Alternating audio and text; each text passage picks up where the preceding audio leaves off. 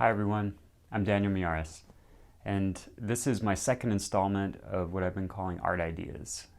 Hopefully these are just simple videos to share a little bit about my process as an artist and how I wrestle with some of these art and design issues, and hopefully they can inspire you or someone you know to make more stuff and have fun doing it. So today's art idea I'm calling masking shapes. Okay, you'll remember that last time I spoke about or shared the idea of drawing with positive and negative shapes. This is really an extension of that. Masking shapes when you draw and paint is really just using materials or other substances to block or resist your paint or whatever you're applying to your canvas or paper so that you save those shapes. So it's like drawing, kind of like collage, except you don't leave it on your surface, you take it back off. You'll see what I mean, and we'll get right to it in a second, but I want to add one little disclaimer with all of these things that I'm showing. You know, really the purpose is to learn and have fun and be inspired through that. It's not perfection, so don't be too hard on yourself. Don't think that you're going to get it just right in one shot. I've been doing this all my life, and I still struggle every day. I'm my own worst critic, and I encourage you to not to be. Don't be so hard on yourself. Just have fun, because I think when you have fun and you're passionate about it, you do your best work, okay? So yeah, let's get right to it. And feel free to subscribe or follow my YouTube channel, or on Instagram, follow me. So you can message me or send me notes. If you have questions, please reach out. I'm happy to answer anything, anytime. And so if you'll notice, I'm also upping my game. Now I have a microphone, so you have to listen to me blather while I do this, but also I've added some title cards and things just so you can find my videos easier. All right, I appreciate it, and let's get right to it. Thanks. To get started on masking out some shapes, you have to have something to mask with. And so I have, over the years, tried a lot of different ways to do this. I paint a lot with ink and watercolor. I love water-based media a lot. You can do this with acrylics, gouache, watercolor, ink, anything really, any paint you like to use, but I look for stuff that works well with really wet media. And so over the years, I've tried a lot of things, the high-end stuff, like, you know, Friscuits and different goos and stuff that are really expensive and ruin all your brushes. But ultimately, and it seems to always be this way, the thing I've narrowed in on are the things that are least expensive and the easiest to find. So for one thing, you can use artist tape, you know, just like this. It's, you know, not very hard to find. I think any craft store might have it, but I like it because it's low tack, but it has a hard edge. You know, there's a hard edge on it, so you have to bear that in mind. But the other thing, and the thing that I'm going to show you how I use it today, is good old rubber cement. You probably remember this. Anywhere you can find school supplies, you usually can find this. I realized just this past year that this works really great with paper and different surfaces for wet media. And I used to spend, if you're like me, I used to spend a lot of time creating like fake battle wounds on my hands with it and rolling it into balls and throwing it at friends. You know, it's that kind of stuff. So I'm going to start with this and just show you how I use it and integrate it into an image that I'm going to be working on. And you don't have to paint the same thing that I'm painting. You can make any shape you want. This is just a demonstration of one kind of little story to tell. Okay, so here I go. All right. So if you can see this, you know, these brushes aren't very specific. You can experiment with ways to apply it, but for me, I like drawing with this brush. You know, when it gets thicker and thinner in spots, which I really like, because anything that forces me to let go of control a little bit, I like that. So essentially, I'm just painting out shapes with the rubber cement, okay?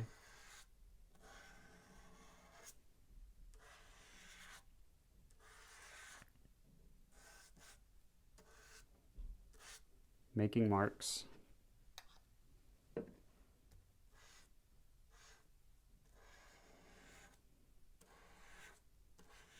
Okay.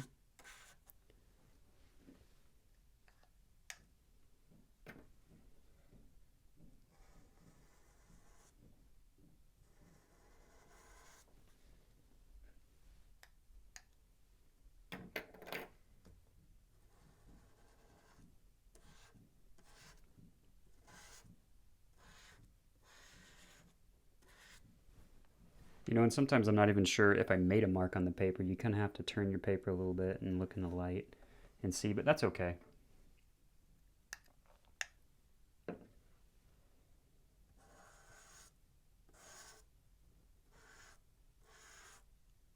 And the reason I do this in my work is, you know, sometimes it's really hard with ink and watercolor to save the areas you want to save without running over them. And so you really have to plan out your steps, or else you won't be able to have the kind of build-up of values and color that you might want. But for today, I'm just going to be using black ink, so we can just focus on the shapes in the drawing, okay? All right. So I'm going to let this dry for a little bit, and then I'll cut back to the action after this dries. Now, the thing is with this rubber cement, you do have to let it dry 100% before you go back over it, or else you'll get some weird chemical stuff going on. Things will start bleeding and other things, and you might not like what's happening. So I'm going to let this dry 100%, and then I'm going to get back to it, okay? All right, so now I think our rubber cement that we put down is pretty well dry. So I'm going to start in with some paint or some ink here and just show you kind of what the mask does. So really remember, we're just trying to save parts of our paper that we might not want ink on just yet, okay?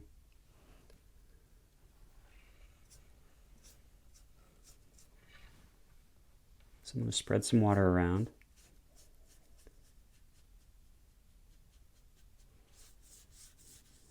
You start to get a sense, if you can see it, it's pretty light, of like what this thing is doing. Everywhere the water goes, it pulls up away from the rubber cement. Okay. So at least we know our rubber cement is working. So that's good. And I'm going to do this pretty fast so we can get to it, but so you kind of see I've made these trees.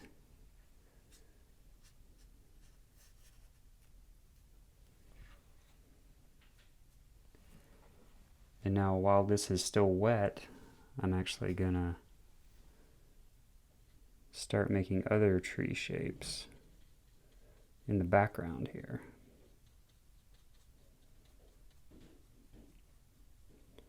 As if there's a bunch of trees in the distance.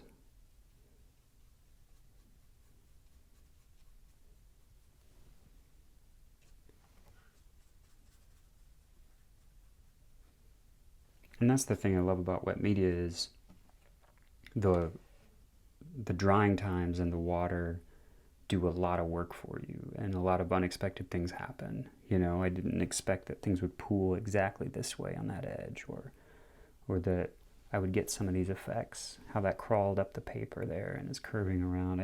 These are things I can't plan, but I think add personality to what I'm doing, and I like. So you can see how that rubber cement is pushing everything away from it, and saving those spots. So I'm ending up with these white trees on a darker background, okay? And so in between passes, you know, you can bust out a hairdryer and, you know, dry it really fast. I like to let it sit because it forces me to think about what my next moves are going to be. Okay, so I mean, I get it. We're in a fast-paced kind of culture, and we want everything to happen now, now, now. But but with this type of painting, I like to take the time in between washes to think and say, okay, well, as that's drying, what do I think about that? Do I like it? Do I not like it? Do I want to add something else? Do I not want to add something else? What else would I add? All these kind of questions pop into my head because of the drying time. It's that moment to be still and to think, right? If you're like me, I can't find enough moments to sit still and think in my day, so I'm always looking for those. Painting provides opportunities for that, which I love. Okay?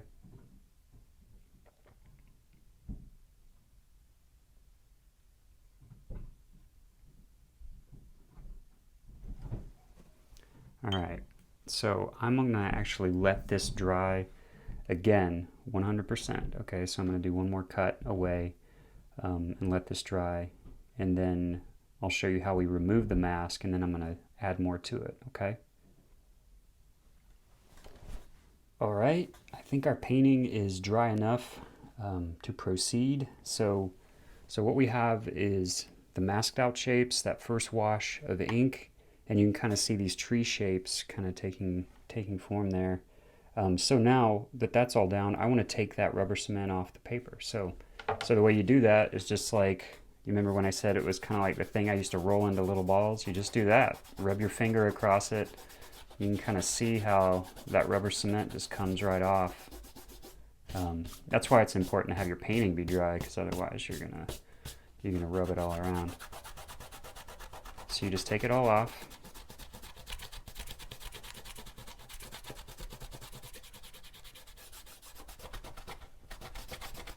Just like that. It can be a little laborious, but I think it's worth it.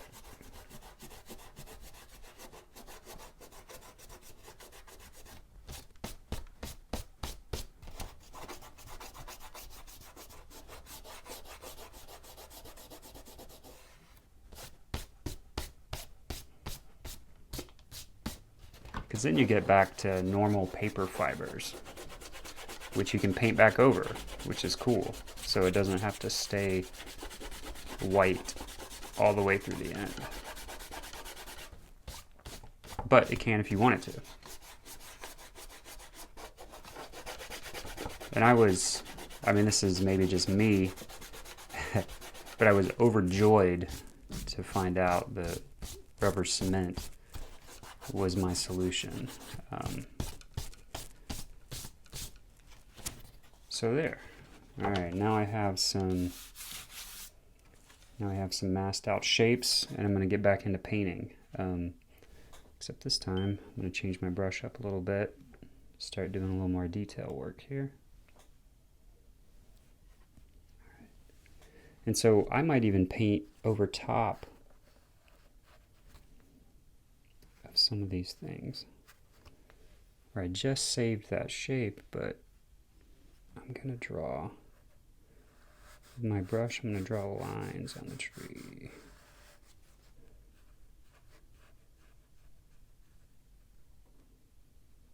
And start carving it out. Because there's a real lack of accuracy with the rubber cement brush, which is fine. Remember how I said I kind of like that? This is kind of why, because the drawing presents itself in a way that I didn't necessarily expect it to. So I'm drawing like these bark lines on the tree now.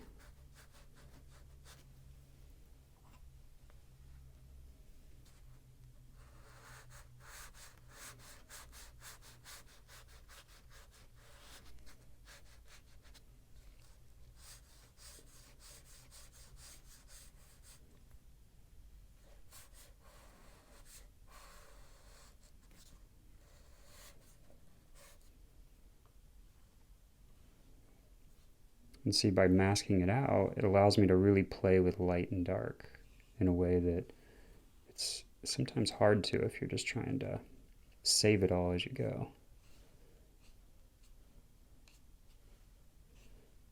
So I'm creating this wooded, very sticky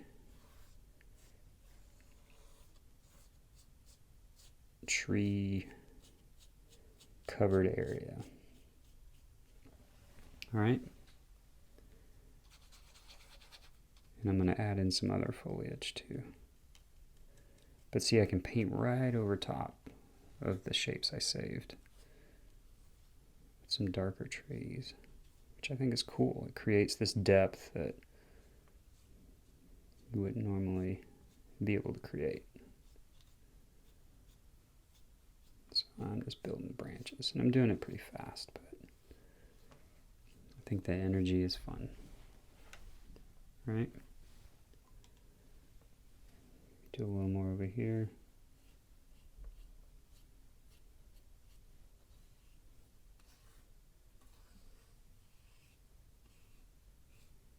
Now you could do a forest, you could do objects, you could do characters. You can go any way you want. You know, later on I might do some actual characters and show you how I think about building characters. See? All right. I'm also going to add in some few scraggly leaves.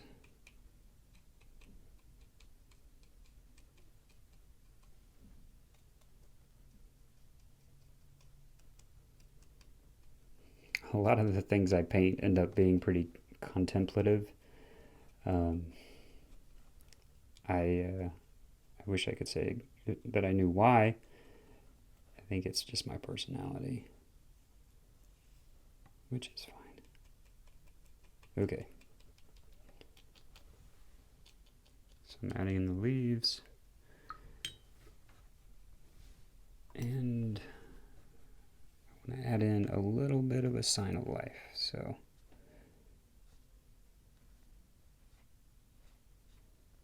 maybe in our forest,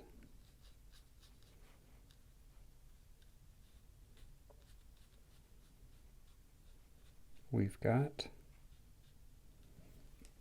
our very own little intrepid explorer, right?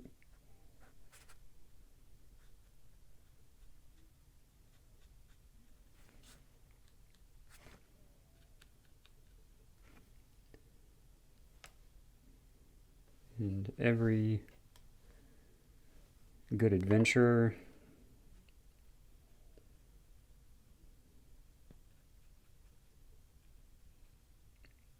needs a friend.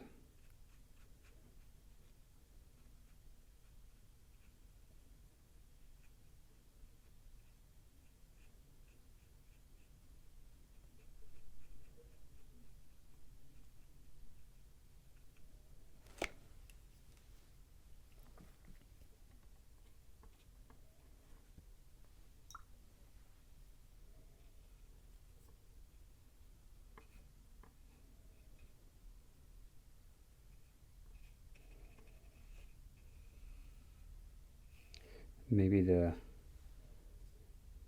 shadows are getting long because it's later in the day.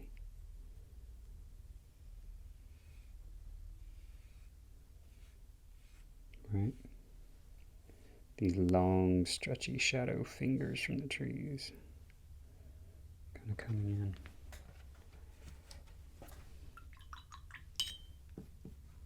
in. All right. So I am going to stop there and call it good. Thanks so much for tuning in. Hopefully I'll see you next time. And like I said, if you like what you're seeing and you want to reach out, please subscribe to my YouTube channel, Daniel Miaris, and on Instagram is Daniel Miaris Doodles. I love to talk shop, so if you have questions or comments or things you want to chat me up about, please do.